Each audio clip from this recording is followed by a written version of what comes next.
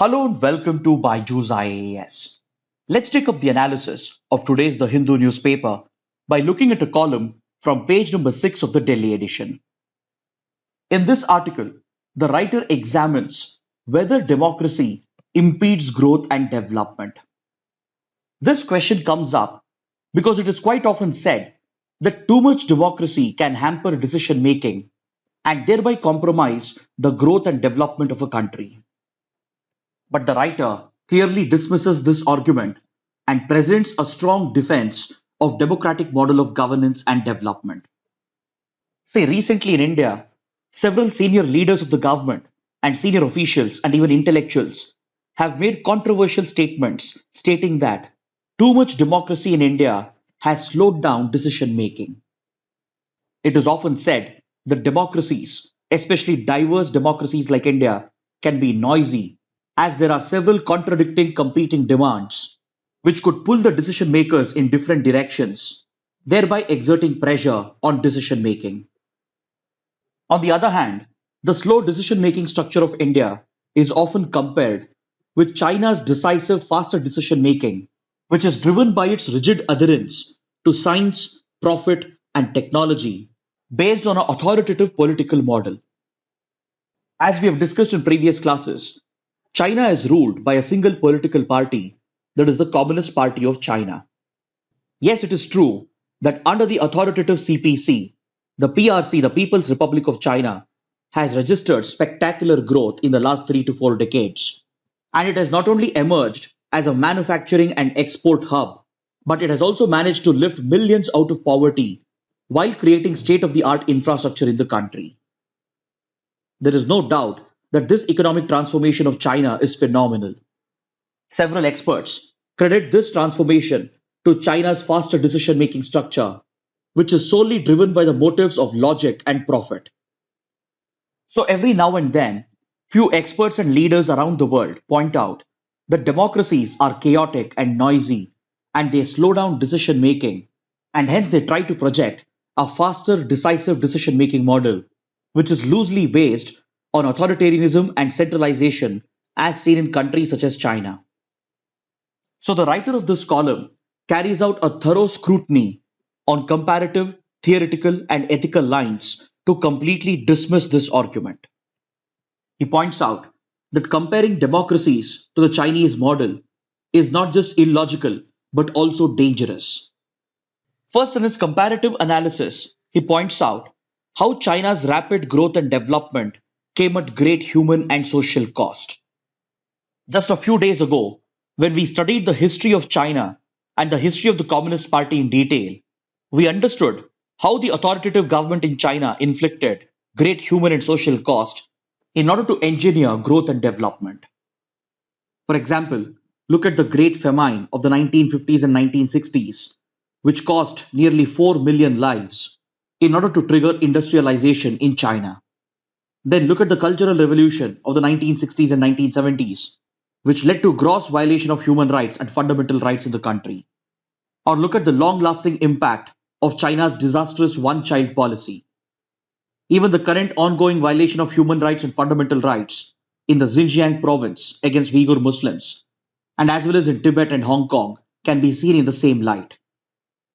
So, yes, China has developed at a rapid pace thanks to its faster decision making, but however, this has come at a great human cost and social cost, thus clearly exposing the shortcomings of authoritarian rule. The same can be said about West Asian countries as well, where we have authoritative governments. And even though some of these countries, such as Saudi Arabia, UAE, and Oman, even though they appear to be developed, and even though they have state of the art infrastructure, and even though they are major exporters of oil, the citizens of these countries do not enjoy basic rights.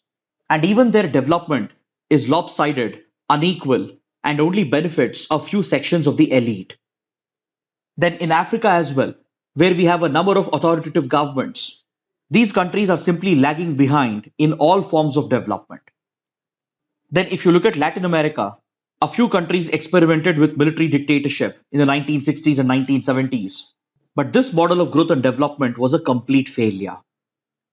Many of these South American countries, they started registering equitable growth and inclusive development only after they transitioned into full-fledged democracies under the so-called pink wave or the pink tide, which led to the emergence of welfare-oriented governments. Then another classic example would be Taiwan and South Korea. Yes, it is true that the economies of these countries really took off when they were under military dictatorships. But under these military regimes, the growth and development that was witnessed was largely one sided, inequitable, and non inclusive. But once Taiwan and South Korea transitioned into full fledged democracies, their economies have moved up to the next level, and they have not only registered phenomenal growth after this, but they have even become more inclusive. So the bottom line is that authoritative states and centralized governments might be efficient in a few areas and might be able to take faster, swift decisions. But however, in such authoritative states, there is no accountability, no inclusive growth, and quite often these decisions come at the cost of human rights and fundamental rights. Hence, the writer argues that in order to promote grassroots development and in order to establish a true welfare state, which is focused on inclusive growth and development, a democratic decision making model is the only answer, as such a political and governance model can always be held accountable by the people. That is, the electorate can always hold the political and bureaucratic class accountable for their acts of omissions and commissions. This is possible only in a democracy because democracies are inherently designed and built to be responsive to the needs of the various sections of the society. They can address a broad spectrum of interests, thereby leading to the protection of identities, including that of the vulnerable and weaker sections. It is only in a democracy that the weaker and vulnerable sections can be equitably represented, and this includes the tribal communities, the minorities, such as religious and linguistic minorities, and as well as the poor, the working labor class, and the migrant workers get to have a say in determining the developmental model, which will not only protect their respective interests, but will also protect their identities. This can never happen in an authoritative centralized state, as such states always seek homogenization and they won't respect the interests and demands of the multi diverse society, and instead they will only push for the interests of the majority. So it is not just on comparative and theoretical grounds that you can dismiss authoritarianism, but even on ethical and moral grounds, authoritarianism goes against fundamental rights and human rights. And protection and nourishment of a democratic model is the only way forward, especially for multi diverse countries like India. So it all depends on what you envision as growth. True growth is not just about economic growth. It is not just about economic numbers and statistics like GDP and exports. It is not just about creation of state of the art infrastructure.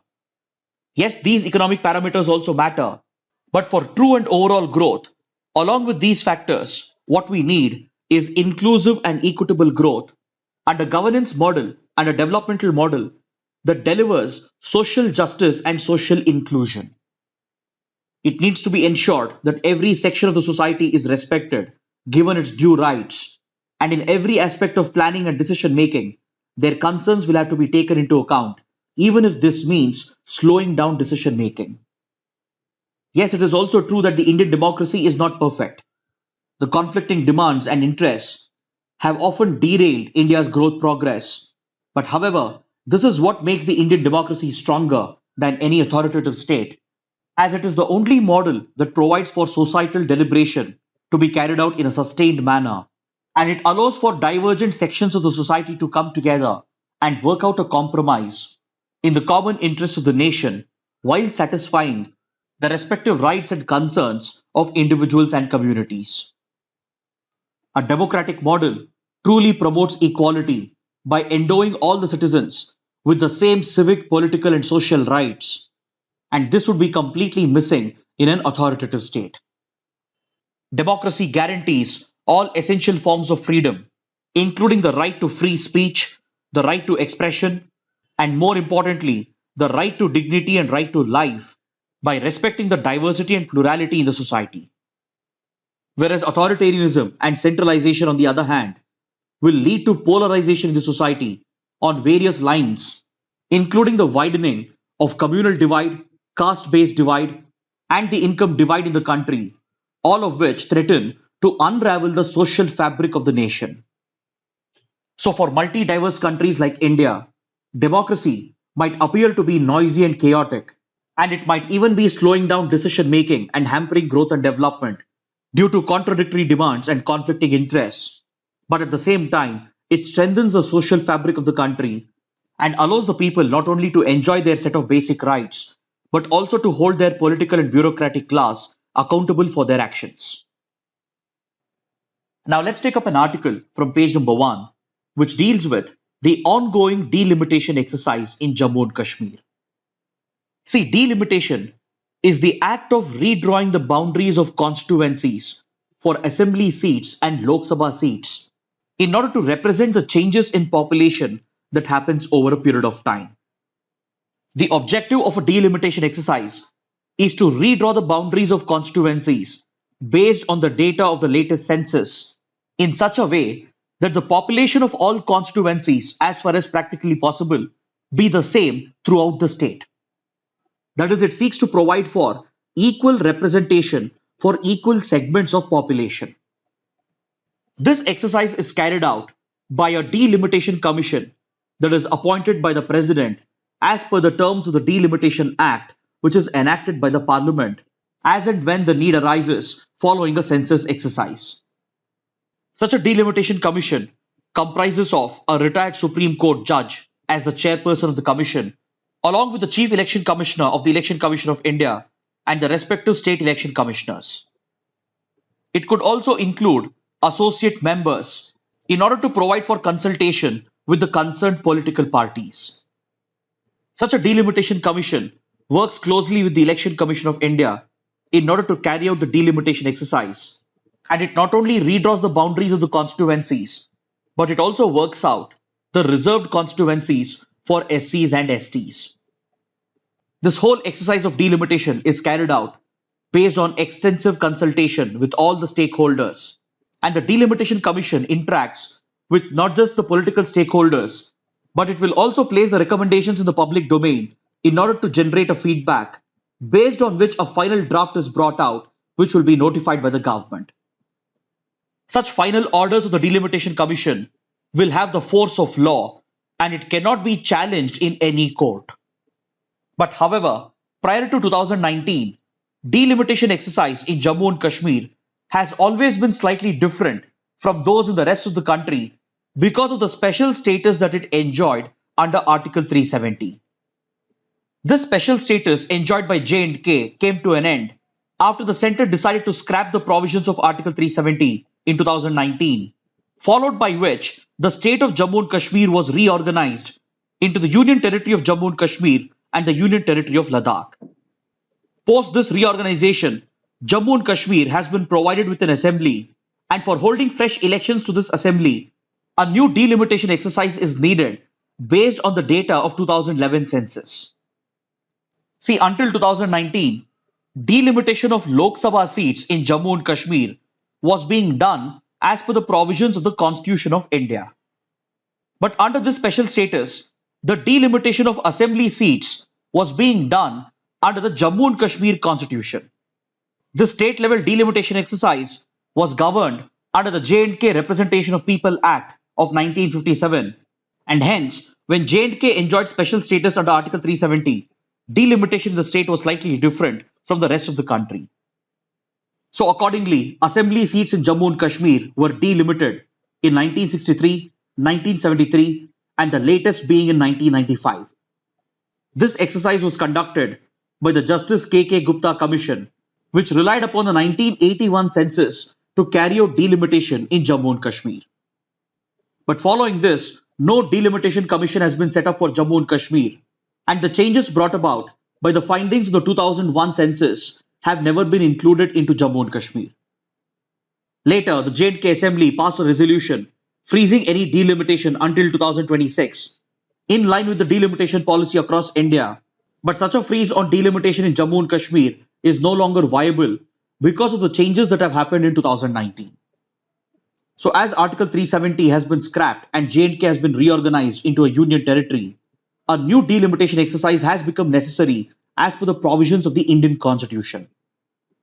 Then following this reorganization, 24 seats have been allocated to Pakistan occupied Kashmir as well. And the overall assembly seats are going up. And this requires the inequity towards the Jammu region to be addressed. Because prior to 2019, the delimitation exercise had accorded a higher proportion of seats towards Kashmir, with fewer seats being given to Jammu. So now, if the new changes are taken into account, along with the 2011 census data, a fresh delimitation exercise becomes necessary, and accordingly, a delimitation commission was set up last year by the president. This delimitation commission is currently consulting with all the political parties along with the associate members, and it will rely upon the data of the 2011 census to draw up the constituency boundaries. In this ongoing exercise, the Election Commission of India has stated that there are several challenging factors which makes delimitation very difficult in Jammu and Kashmir. Because with regard to J&K, the question of practicality has to be taken into consideration because the region has a very unique and difficult geography accompanied with complicated terrain and complicated topography and physical features. The snow-covered Himalayan mountains and the high altitude and other hostile geographical and topographical features will have to be kept in mind while drawing up the constituency boundaries. Then difficult geography and topography would mean that the means of communication and convenience should also be kept in mind because transportation, connectivity and communication will play a key role in organizing elections. So the convenience factor and the practicality factor will have to be kept in mind by the Delimitation Commission before the constituency boundaries are redrawn. The previous delimitation commissions, they did not consider these factors, and hence, during the ongoing delimitation exercise, the Election Commission, which is assisting the Delimitation Commission, has stated the terrain and other facilities will affect the delimitation exercise in J&K. It will have to factor in the question of equity towards the Jammu region, but however, the 24 seats that have been reserved for POK would not be delimited during this process. Now let's take up another article from page number 1, which deals with the newly set up Ministry of Cooperation. Just a few days back, just before the Union Council of Ministers was reshuffled, the Government of India announced the establishment of a new ministry known as the Ministry of Cooperation. While the government has provided an explanation as to why this new ministry is needed, a controversy has already emerged because the creation of this ministry is being opposed by several opposition parties and regional parties. So in this context, let's analyze the pros and cons of establishing this ministry in greater detail. According to the Government of India, the establishment of a Ministry of Cooperation is in line with the vision of the Modi government, which is to promote Sahakar se Samriddhi, that is to promote progress and development through cooperation. The Government of India had stated in its press release that the establishment of a separate Ministry of Cooperation will help in coming out with a separate administrative, legal and policy framework for the cooperative sector. The Union government has stated that the new Ministry of Cooperation will help strengthen the cooperative movement in the country by deepening the presence of cooperative societies in the rural areas and by truly transforming them into a people-based grassroots movement. The government has also said that the Ministry of Cooperation will help streamline the ease of doing business for cooperative societies, and it will also help enable the development of multi-state cooperative banks. But opposition parties, led by the regional parties, have opposed the creation of this ministry at the union level, as according to them, it goes against the principle of federalism. They have pointed out that the subject of cooperative societies is a state subject, and the power to enact laws relating to cooperatives has been clearly vested with the state governments as per entry 32 under list number 2, that is the state list of the 7th schedule of the Constitution. The states draw these powers from Article 246, Clause 3, which provides the legislature of any state exclusive powers to make laws on subjects that are listed under the state list. And since the subject of cooperative societies has been listed as entry number 32 under the state list, opposition parties have argued that only state governments are empowered, along with state legislatures, to make laws and to regulate cooperative societies. Their opposition to the creation of this new ministry stems from the fact that cooperative societies are a major source of political power, especially in the rural areas. Particularly in states where cooperative movement has deepened at the grassroots, these cooperative societies play a key role in organizing political power at the grassroots level. Many regional parties draw their political base from these cooperative movements, and this can be seen in states such as Maharashtra, Kerala, Gujarat, Karnataka, Tamil Nadu, Madhya Pradesh, and West Bengal. In these states, the cooperative movement has really deepened, thereby creating a strong political base at the grassroots upon which many regional parties rely upon. Plus, many of these cooperative societies are also cash rich. And even though the operations of multi state cooperative banks is regulated by the RBI, the state governments would like to retain their control over cooperative societies. Cooperative movements in general have played a key role in rural development, including the dairy sector, and it has truly promoted grassroots democracy in the country. But however, there are several concerns as well with regard to the way in which cooperatives have functioned, and there have been several allegations of fraud and corruption at the level of these cooperative societies. In this regard, the 97th Constitutional Amendment Act was enacted by the Parliament in 2011, which has also become controversial on similar lines. Because through this amendment, the Union government sought to provide constitutional protection to cooperative societies under Article 19 by recognizing the fundamental right to form cooperative societies. And this amendment also inserted Article 43B and Part 9B into the Indian Constitution to provide constitutional recognition and protection to cooperative societies. But however, this amendment has also been challenged, and recently the Gujarat High Court had quashed the amendment by stating that it was unconstitutional as it encroached upon the powers of the states, and while enacting the amendment, the Union had not taken into account the provisions of Article 368, which requires the Union to obtain the permission of at least half the states for enforcing such constitutional amendments which have a bearing on the state's jurisdiction. Right now, this matter is being heard by the Supreme Court, and for the time being, the ruling of the Gujarat High Court declaring this amendment as unconstitutional has been put on hold. At the Supreme Court as well, the same argument is going on as to who gets to exercise jurisdiction over cooperative societies. And in the meantime, the creation of the Ministry of Cooperation at the level of the Union government has triggered the same controversy, and opposition parties led by regional parties have opposed the creation of this ministry as it violates the principle of federalism. Now let's take up a column from page number 7, which refers to the historic Darbar move of Jammu and Kashmir. Darbar move is a 149-year-old tradition of J&K, and it refers to the biannual practice of shifting the capital between Jammu and Srinagar. Every year under this practice, the capital of J&K is shifted to Jammu in October and November in order to make it the winter capital of Jammu and Kashmir. Then again, in the months of April and May, the capital of J&K is shifted back to Srinagar to make it the summer capital. This shifting of capitals in J&K is referred to as the Darbar move, and it is a historic traditional practice that was started by the Dogra rulers of J&K. Back in 1872, Maharaja Ranbir Singh started this practice of shifting capitals in order to promote cultural assimilation between two different regions, and also by keeping in mind the administrative difficulties caused by the unique geography and weather of Jammu and Srinagar. See, culturally, Jammu and Srinagar are two very distinct regions.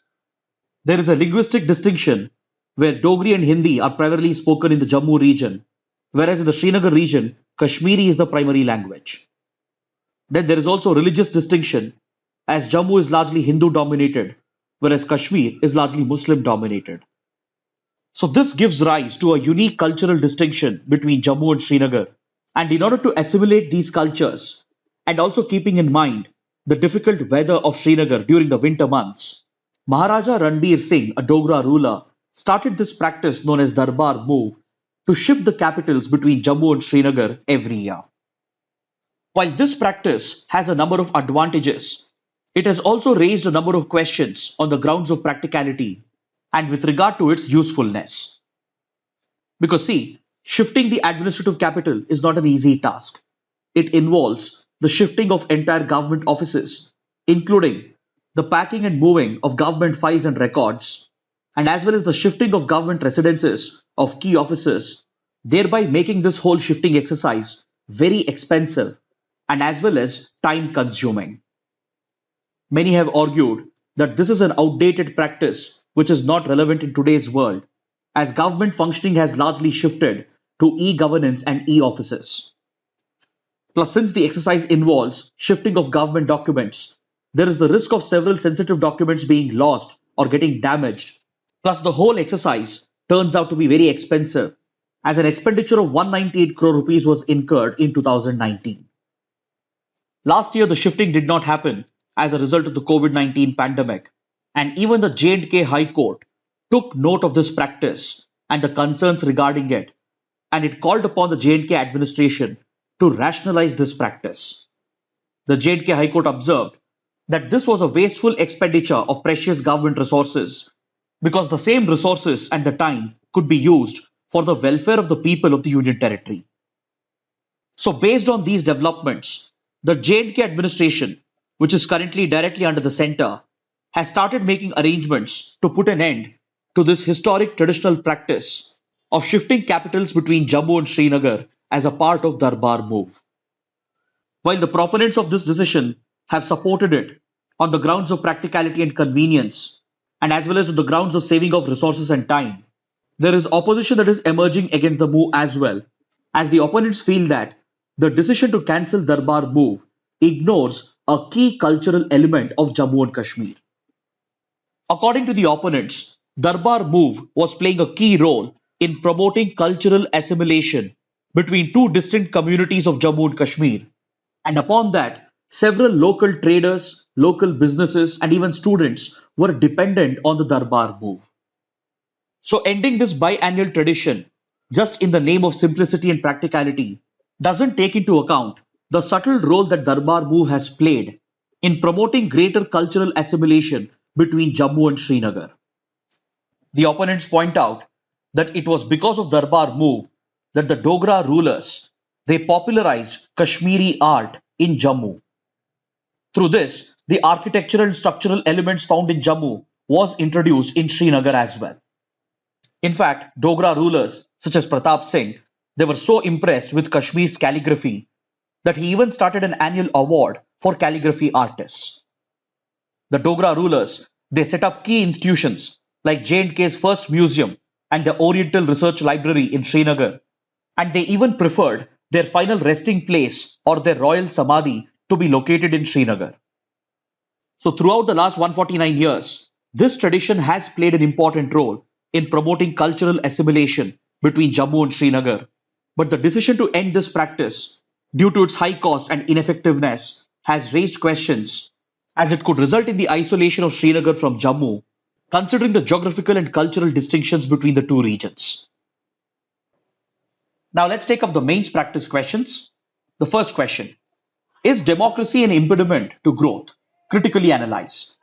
The second question, what is delimitation? What challenges are to be anticipated in the ongoing delimitation exercise for Jammu and Kashmir? Kindly write an answer to these questions and post your answers in the comment section below. So this concludes our discussion for today. Thanks for watching.